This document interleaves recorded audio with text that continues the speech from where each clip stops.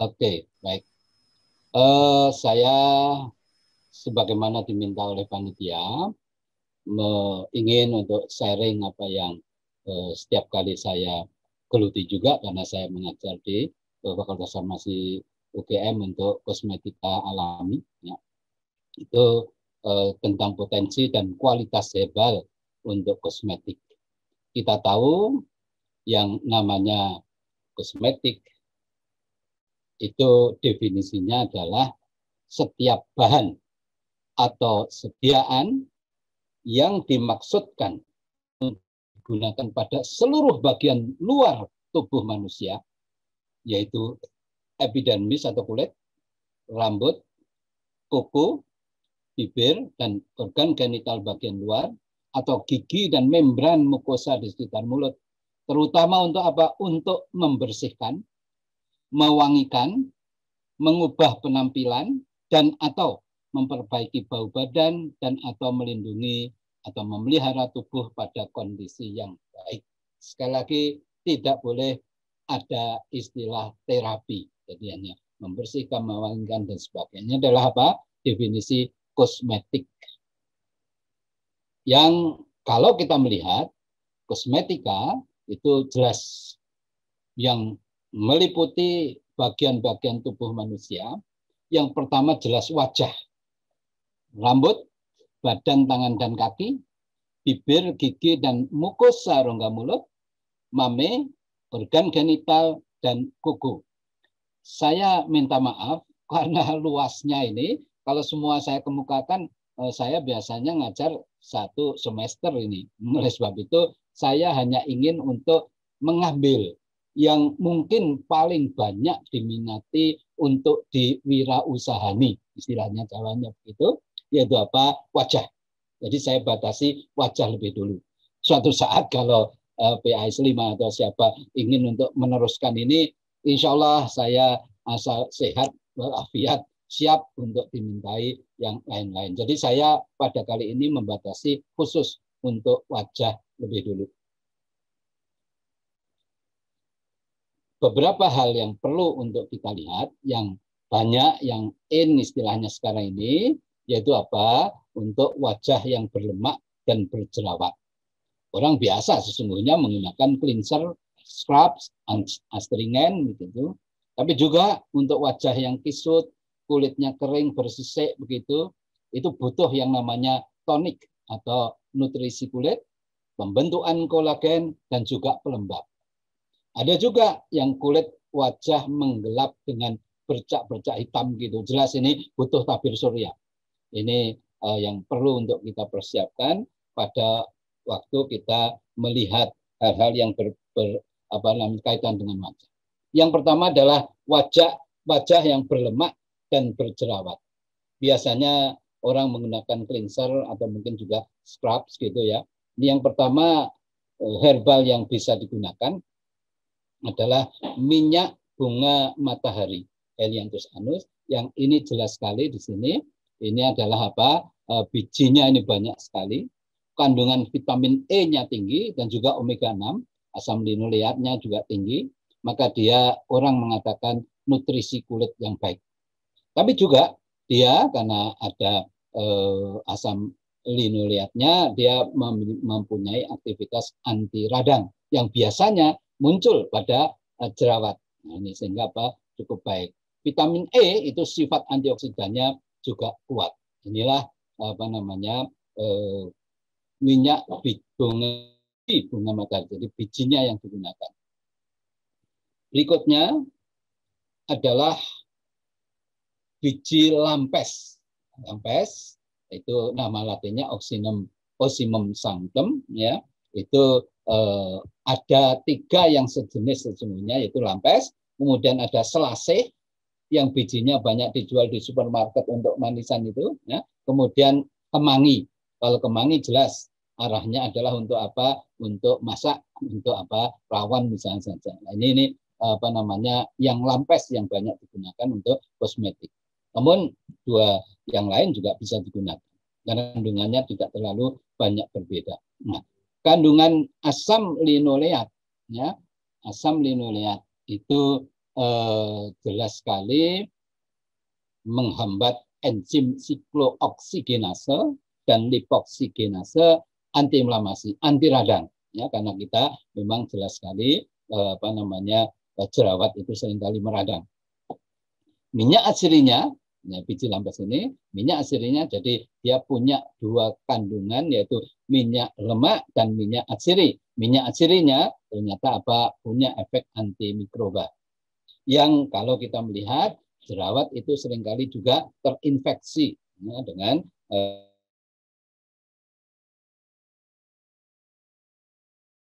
kemudian yang berikutnya adalah biji wijen, nah, Sesamum indicum. Orang bilang bahasa Inggrisnya yang terkenal di luar itu adalah queen of the oil seed. Ini kaya dengan asam oleat, palmitat dan linoleat. Jelas dia sangat potensial sekali digunakan sebagai pelembab. Kemudian vitamin E, dan juga di dalam Sesamum indicum ini ada suatu senyawa alkohol, yaitu sesamol, gitu, yang dia sifat antioksidannya cukup kuat. Jadi juga sesamol ini karena OH-nya itu dia mempunyai sifat antimikroba. Ini yang arahnya ke jerawat tadi itu. Nah, kemudian ada sandalwood atau Santalum album, orang bilang kayu cendana, ini banyak di NTB, NTT begitu, di sana sumbernya ada di sana. Minyak asirinya itu bau khasnya itu cukup bagus ya, wangi gitu ya. Memiliki efek antiinflamasi, antimikroba, dan juga anti proliferasi.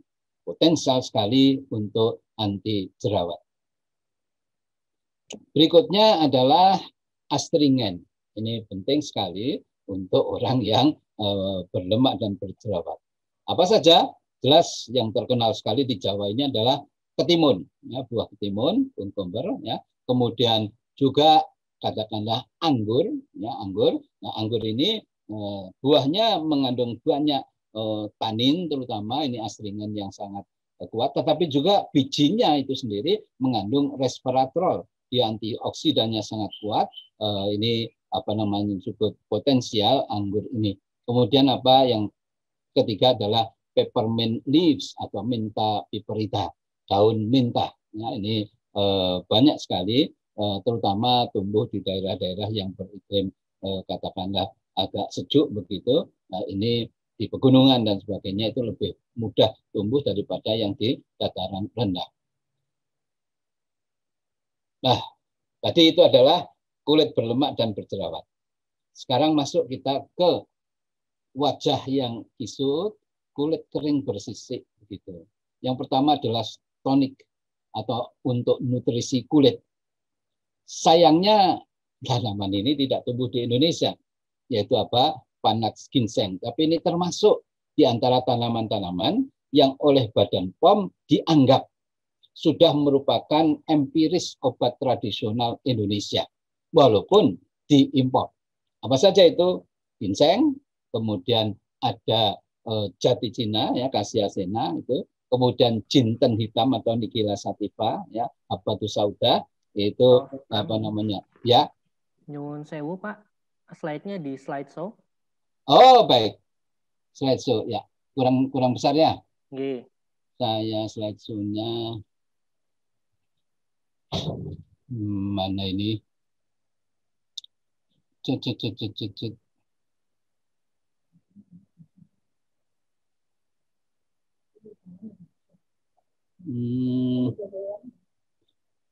Slideshow-nya bisa di atas Pak atau di bawah juga ada di pilihannya. atas.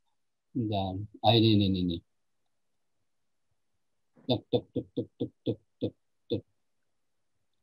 From current slide Pak. Iya betul.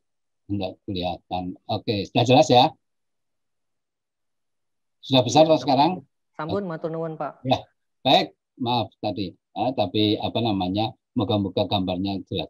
Ini Panax ginseng ini ya termasuk yang katakan walaupun tidak ditanam di Indonesia, sudah merupakan katakanlah khasanah obat tradisional Indonesia, karena sudah sejak orang bilang sejak zaman Mojopahit itu orang Jawa, orang Indonesia sudah menggunakan ginseng ini. Termasuk juga tadi jati Cina, dan juga habatu sauda, ya, jinten hitam.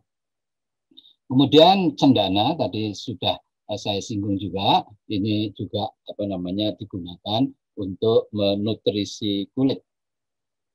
Berikutnya adalah yang memacu pembentukan kolagen. Ini banyak sekali dicari orang sekarang ini, yaitu Asian Prenywort atau Centella asiatica, pegagan.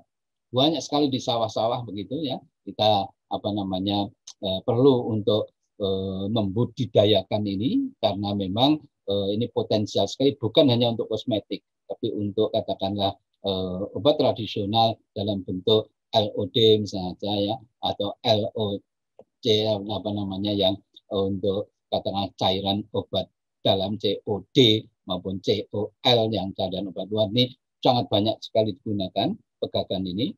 Kemudian juga aloe vera, lidah buaya, ini juga sudah banyak sekali penelitiannya. Dia akan memacu pembentukan kolagen dan itu penting untuk kulit yang kisut tadi itu, ini sangat diperlukan sekali. Kemudian pelembab. Pelembab ini saya contohkan moisturizer gitu ya, itu minyak biji alpukat, jadi yang diambil bijinya, buahnya bisa untuk minuman penyegar, jus dan sebagainya. Persia americana ini katakanlah bijinya mengandung minyak lemak yang kaya sekali dengan berbagai macam asam-asam lemak yang katakanlah bisa digunakan sebagai pelembab, menahan air.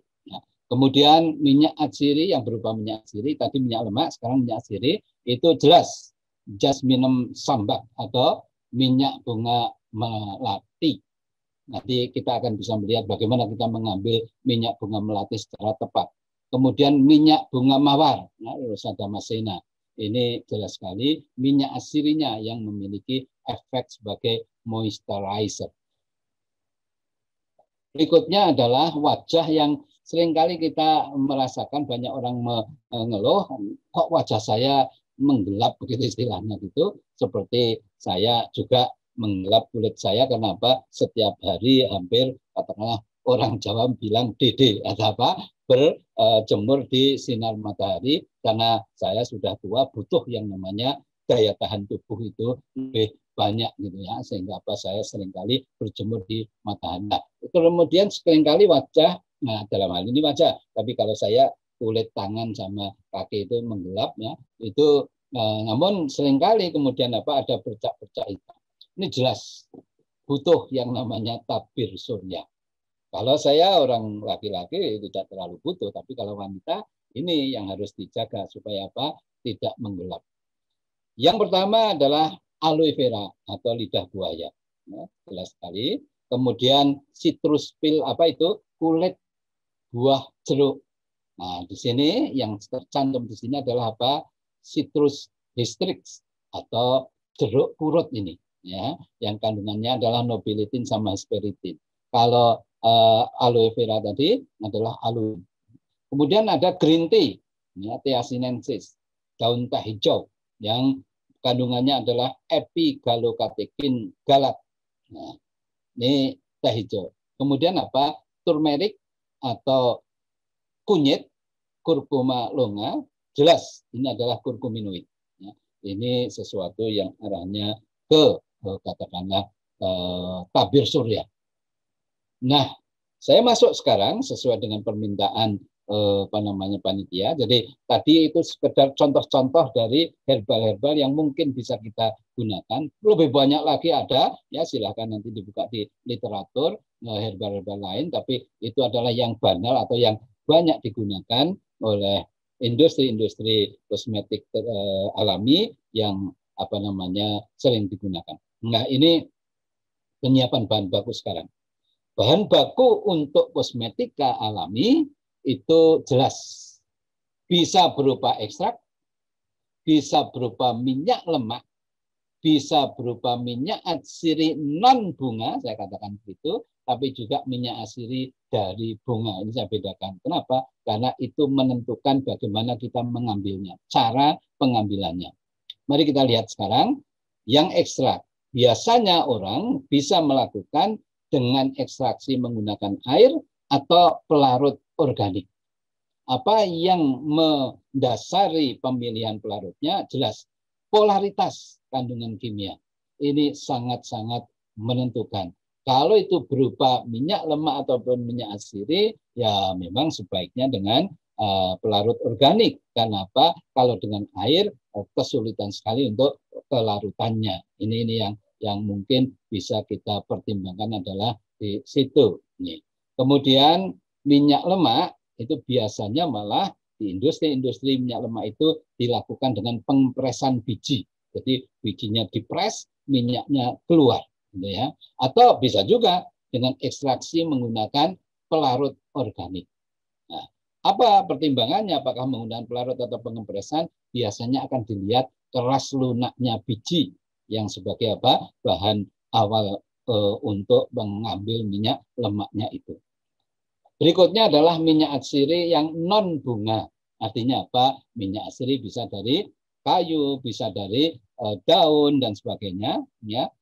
Seperti misalnya saja daun menta atau daun katakanlah yang banyak digunakan untuk kosmetika itu adalah apa namanya yang nilam misalnya saja ya, atau sereh dan sebagainya itu non bunga. Ya, itu kita bisa menggunakan destilasi yang bisa kita pilih, bisa destilasi air, bisa destilasi uap dan air. Jadi kalau destilasi air itu bahannya langsung masuk ke dalam dandang yang berisi air, kemudian didestilasi.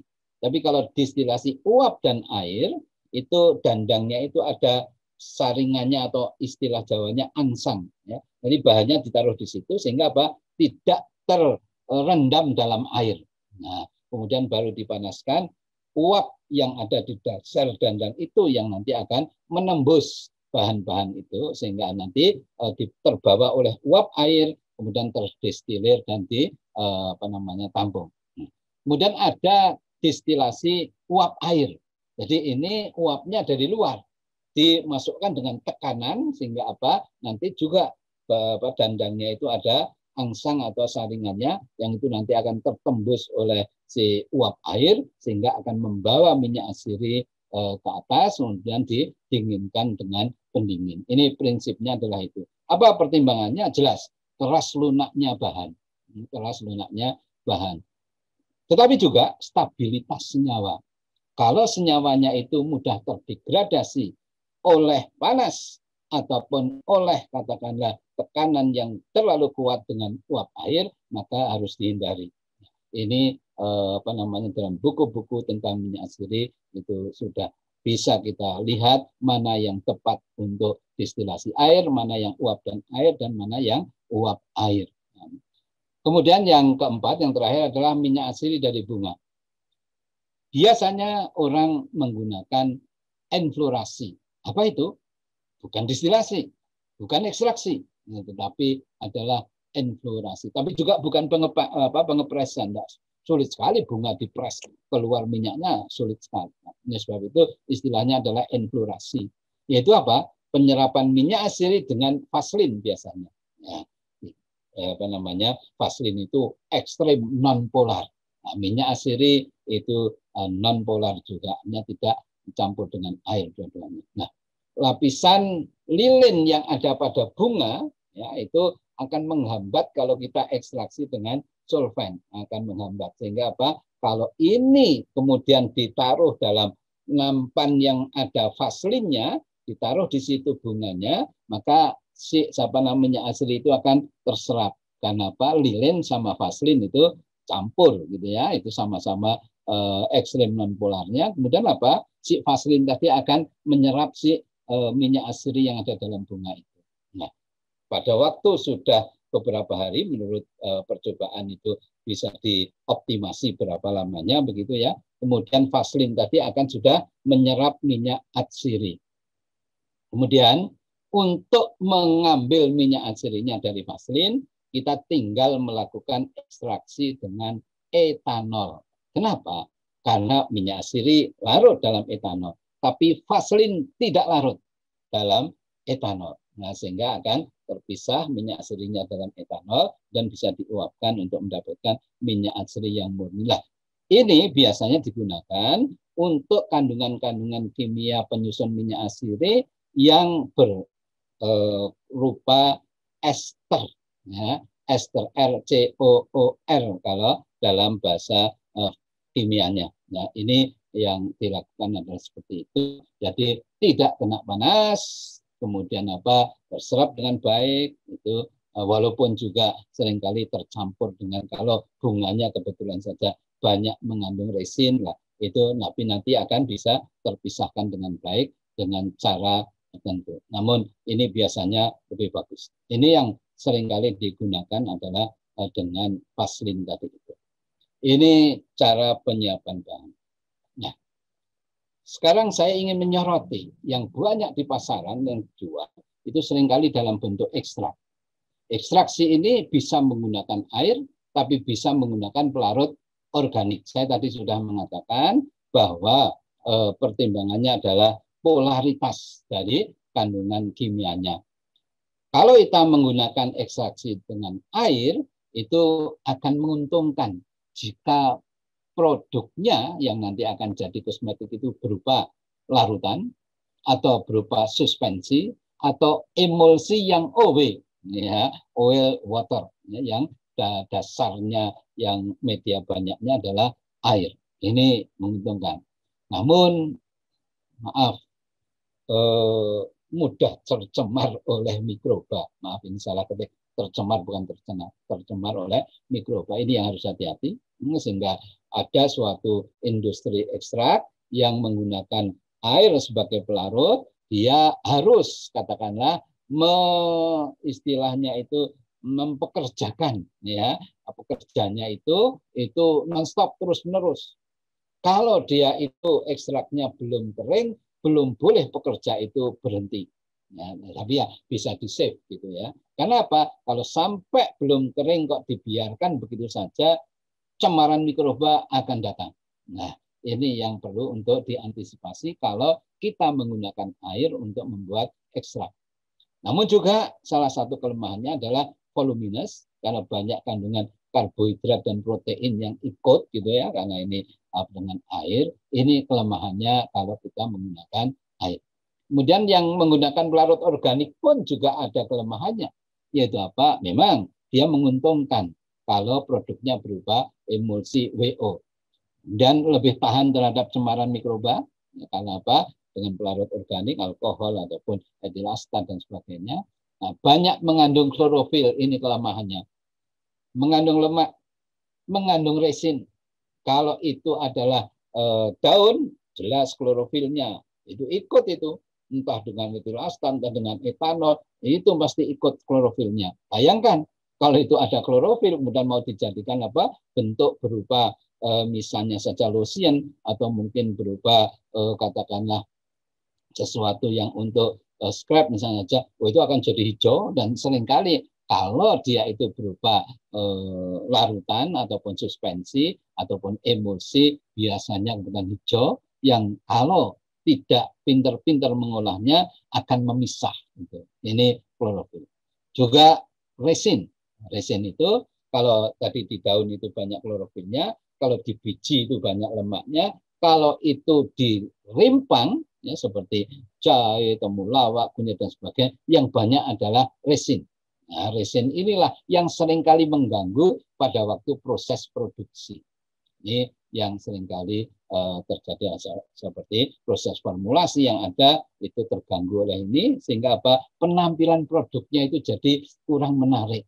Ya, itu enggak apa-apa, tapi kalau nanti kemudian memisah, waduh, itu sesuatu yang tidak boleh terjadi. Ya, pasti orang akan mencap produk kita ini menjadi sesuatu produk yang tidak qualified.